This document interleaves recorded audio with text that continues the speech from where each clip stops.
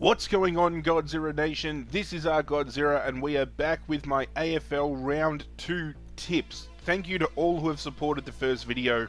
I cannot thank you guys enough. It's great to see the AFL season back in full swing and people keen to get involved with this initiative. But before we look at this week, let's wind back the clock to round 1. We tipped Richmond to beat Carlton, which we got correct. We tipped Collingwood to defeat Geelong, which we got wrong. We tipped Melbourne to defeat Port Adelaide, which we got wrong. We tipped Adelaide to defeat Hawthorn, got that wrong.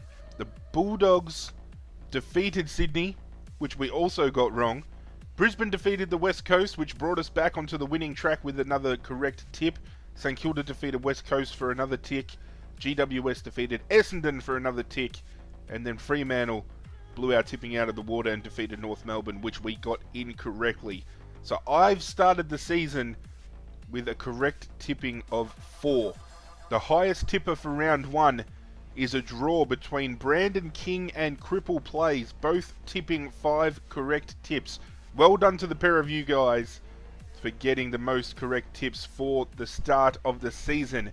If you guys want to get involved in the AFL tipping competition, I am leaving it open until the end of round 3. After that point, whoever is in the competition is locked in, and anybody that wants to come in, unfortunately, won't be able to do so. So if you jump on board either this week or next week, here's how it will go down. You will be automatically given the picks of the away teams for round 1. That's how normally any other tipping competition would work. So for round 1, you would have gotten 4 tips correct, which means if you jump on board either round 2 or round 3, you will get 4 tips automatically added to your score. If you jump in fresh this week, you're only 1 tip behind the lead, so it's a great time to get on board. Make sure you're subscribed to be eligible, and all you have to do is drop your tips in the comment section down below. Now, with the past being done and dusted, it's time to move on to this week. And if there's anything we learned from round 1, is that this year is open to anybody and anything can happen. So tipping in that retrospect just got a hell of a lot more difficult. But nonetheless, let's lock in my round 2 tips. Round 2 opens up on Thursday night at the MCG with Richmond playing host to Collingwood. Richmond now without All-Australian fullback Alex Rance to an ACL injury, which as a Richmond supporter, absolutely devastating to see. A lot of people have now written Richmond off for the year, saying that they can't make finals, let alone win a premiership without Alex Rance in defence. I personally feel we have enough depth to cover him. That's my honest opinion. Other people might have other opinions. You're entitled to them. Collingwood last week tipped them to beat Geelong. They did hold the lead for majority of the game, and then Geelong doing Geelong things, coming back at the last moment and pinching the win. Collingwood will have a fire in their belly. They'll want to bounce back. Richmond also have something to prove this week with the fact of Alex Rance being out. They want to prove the naysayers wrong. Basher Hooley out of defence for Richmond as well. I am still going to tip Richmond here. They are short favourites to win. I think with players like Taylor Adams, Will Hoskin-Elliott out of the Collingwood lineup, it balances the losses out for both teams. It will be a hard-fought contest. Collingwood could very much prove me wrong and beat us here, but I am going to tip Richmond to kick things off round 2 Thursday night. We move on over to the SCG on Friday night with Sydney hosting Adelaide.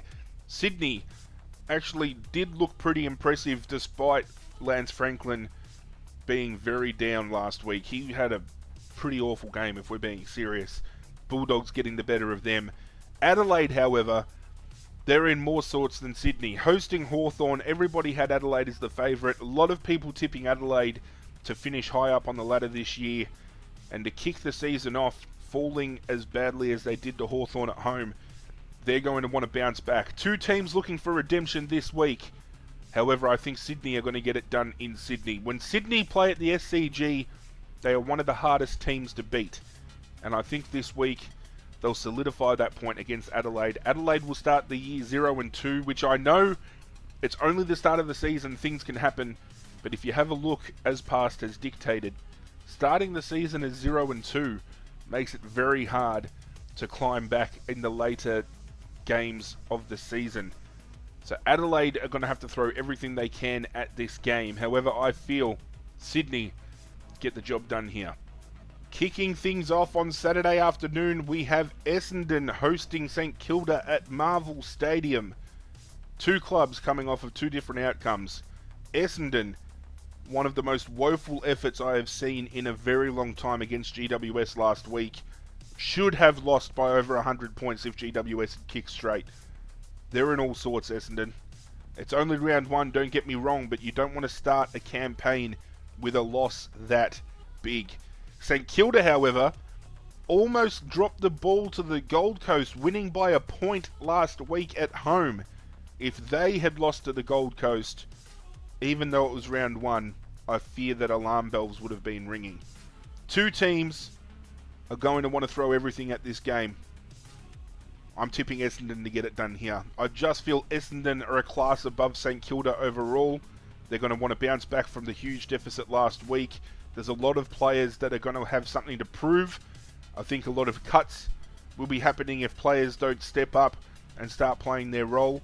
So I'm expecting to see Essendon do a 360 turn here and knock off St Kilda to start the action on Saturday. We head on over to Adelaide Oval. Port Adelaide hosting Carlton. Last week, Port Adelaide upsetting Melbourne.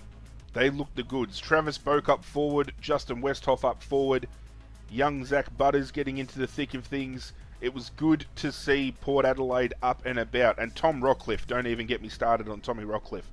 Carlton, for the most part, actually held their ground a fair bit against Richmond for most of the game. And in the dying moments, I actually thought Carlton had the chance to really knock Richmond off. But Richmond skipping away, doing Richmond things, managing to hold on to that win. I think at Adelaide Oval, Port Adelaide get it done quite comfortably here, and they'll get it done by a sizable margin. Carlton, however, don't be disheartened with these losses. What you proved last week is that getting games into these young kids and building a unit with these youngsters that are coming up is going to pay dividends later on down the track. That is what you guys have to look forward to. Wins will happen. They'll fall into place. But it's good to see Carlton getting games into youngsters, giving everybody a fair crack, and getting the future starting now. But Port Adelaide for me, over at Adelaide Oval. Over at the GMHBA Stadium, we have Geelong hosting Melbourne. Geelong coming off of a win against Collingwood. Melbourne dropping the ball against Port Adelaide. This could very much well be match of the round. I think this week there are three games that compete for that. Richmond and Collingwood would be one of them. Geelong, Melbourne is another one.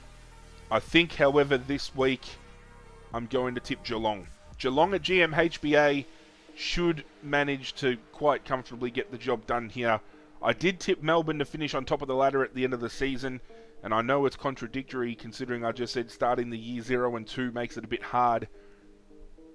But I just think Geelong might pinch the win at home here. I really want to see Melbourne bounce back, but I think they might struggle a little bit against the Cats this week. I'm going to lock the Cats in as my tip. We head on over to Optus Stadium, where the West Coast Eagles host GWS. And I'm actually quite surprised to see the short odds on West Coast considering how both teams fared last week. We had the West Coast travel to Brisbane and lose by 50 odd points. We had GWS that should have beaten Essendon by over 100 points. And yet, Eagles are very short to win. I know they're playing at home and they dominate Optus Stadium.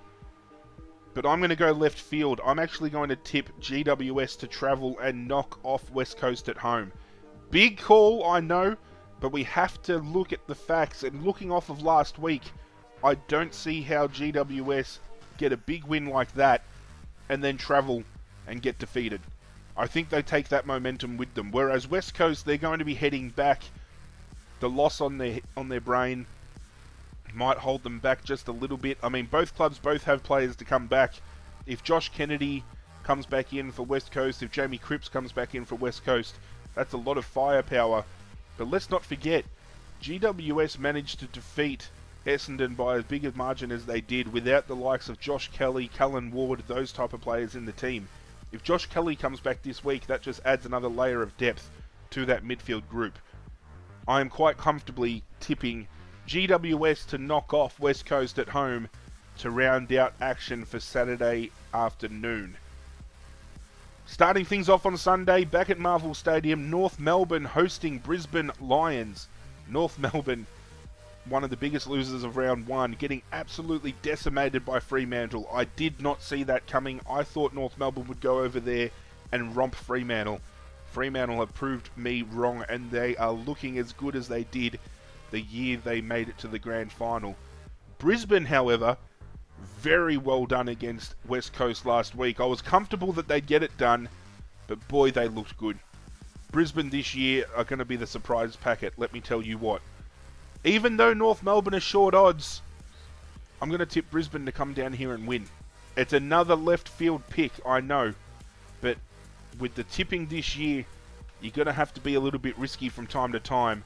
I'm backing Brisbane to come down to Melbourne, notch up their second win, and remain in the top 4 after 2 weeks. Talking about this 12 months ago, you wouldn't have expected it. This year very much could be the year of the Lions. Over at MCG, we have Hawthorn hosting the Bulldogs. Both teams coming off of very good wins, respectively. I am tipping Hawthorn quite comfortably against the Bulldogs here. Two very good midfields going head-to-head. I think where the battle is won is where the Bulldogs are missing a little bit of depth in their defensive half. Hawthorn have the forwards that can get the damage done. Isaac Smith, Luke Bruce, Jack Gunston, Jordan Roughhead, all those type of players have the potential to break the game well and truly open. Tom Scully is now apparently possibly only a couple of weeks away from coming back to the AFL, which would be great to see for Hawthorn. And I just think they continue with the momentum that they built against knocking off Adelaide at home last week by winning 2 in a row to kick off their 2019 campaign. And round 2 rounds out with the Gold Coast playing host to the Fremantle Dockers. Gold Coast coming very close last week. I don't understand why Peter Wright didn't have a shot. If he had missed, would have at least tied up the game. Very big questions to be answered there. Fremantle, don't even get me started. If you want to know my opinion on Fremantle, I am tipping them to beat Gold Coast by at least 50 points this weekend. It is a big call because Gold Coast at home, we have seen in the past, they have the potential to turn things around and shock the AFL world. But I think Fremantle absolutely tear apart the Gold Coast Suns to round out action for round 2. So looking back at my tips this week, I'm going with Richmond, Sydney, Essendon, Port Adelaide, Geelong, GWS, Brisbane, Hawthorn, and Fremantle. As I said, get your tips in the comment section down below if you're already locked into the tipping competition. If you're new to the channel and want to get involved, you will automatically get 4 tips added to your score for round 1. Comment section down below, that's where you leave your tips. Subscribe if you haven't already to be sure you're eligible. But that rounds up my tips for this week, guys. Thank you for joining me as always. If you are enjoying this little footy competition we're doing and are keen to see AFL back, be sure to hit that like button. It goes a long way to supporting myself, and I cannot thank you guys enough for that support. As I said, if you're new to the channel, pledge your allegiance to the Godzirra Nation by hitting subscribe. But that's it from me, guys. I'm out of here. Good luck to your teams this weekend, and as always, I will catch you guys next time.